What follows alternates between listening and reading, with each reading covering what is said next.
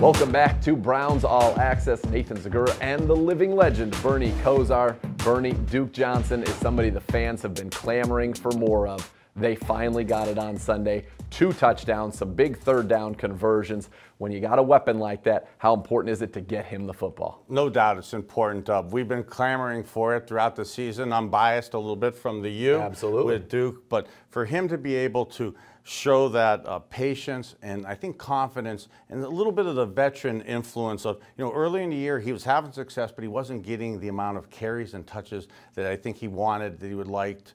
But he didn't complain. You didn't see him hanging his head. You didn't see him sulking. He was buying his time, being a good professional veteran influence in the locker room. And now you see this past game, he kept working, he kept trying hard, he kept being the positive influence, studying. He gets his touches, he gets his opportunity, he takes advantage of it. Absolutely, he produced, and we want to see more of that going forward. Duke Johnson, one of the best weapons on our football team. Also a known backpack aficionado, and he goes one-on-one with our Sir Andrew Gribble for our Browns All Access exclusive player interview.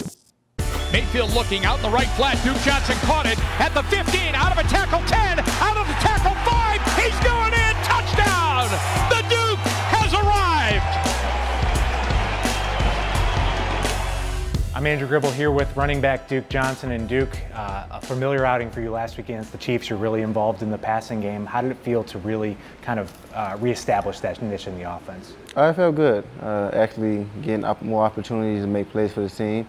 Just going out to make the best of them. Yeah, and when you that first touchdown you made a couple guys miss and you got in the end zone. When you're getting the ball, what is the first thing you're thinking when you get that screen pass or you get a short dump-off pass right there? It's finding the nearest defender, the nearest unblocked defender. Make sure that I try my best to make them miss, because if you normally make the first guy miss, it's a big play. When you take a step back, I know in the moment you guys were probably not satisfied with the result, but did you see some steps in the right direction, especially from the offensive side of the ball? I mean, just going out after the week we had off the field and what happened within the organization, we knew Kansas City was a high-powered offense. And on our opposite side, we were just trying to, every possession make the best of it, score some kind of points, take a lot of time.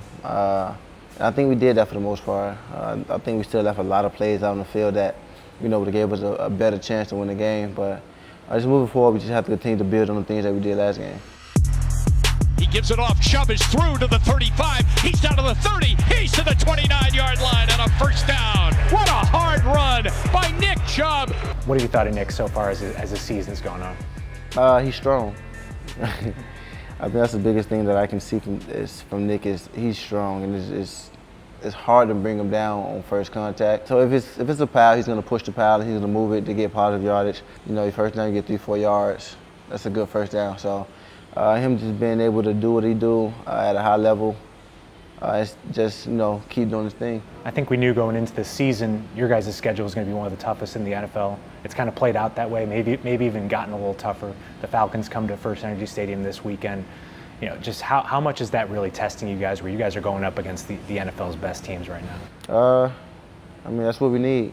I prefer to play the best. Regardless of what's going on with us, regardless of our situation, week in and week out, I want to play the best. And when you guys have these games, you guys can go back to kind of that winning feeling you guys had early in the season.